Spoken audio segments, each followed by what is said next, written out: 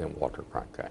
What do you think the CBS Evening News, NBC Nightly News, World News Tonight will look like 10 years from now?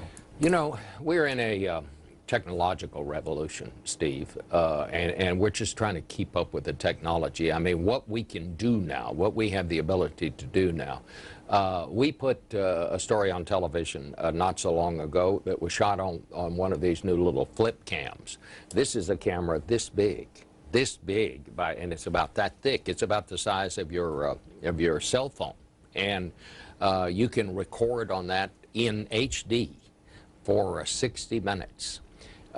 Just the fact that you can do that. I mean, think about in the old days when you'd see the national conventions and the cameraman would have this thing that, you know, weighed 80 pounds on his back and a camera in front of him and a sound man to hold the sound equipment.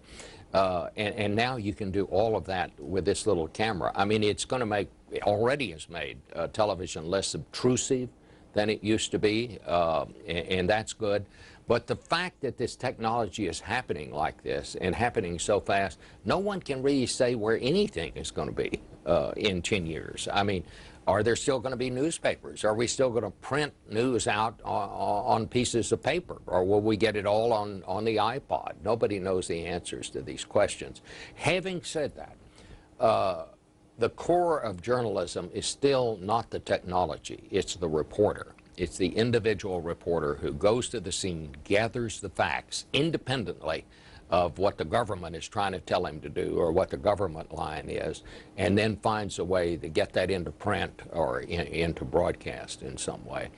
I don't know what the evening news programs are going to look like in 10 years, and anybody who tells you that they do know, I would challenge that. I don't think there's a way that we can possibly know. What I do know, though, is you cannot have a democracy unless you have independently gathered information that is available to every citizen. The difference in a totalitarian society and a democracy, in a totalitarian society, you have one source of news, and that's the government. In a democracy, what you have is two sources of information. One of them comes from the free press. You cannot have a democracy unless you have that. And so, as imperfect as we are, as much criticism as we get, and a lot of it is justified, you still can't have a democracy without what we provide. And, you know, that's why I think it's honorable and fun to be a reporter, and I'm glad I'm part of it. And our guest, Bob Schieffer, is the former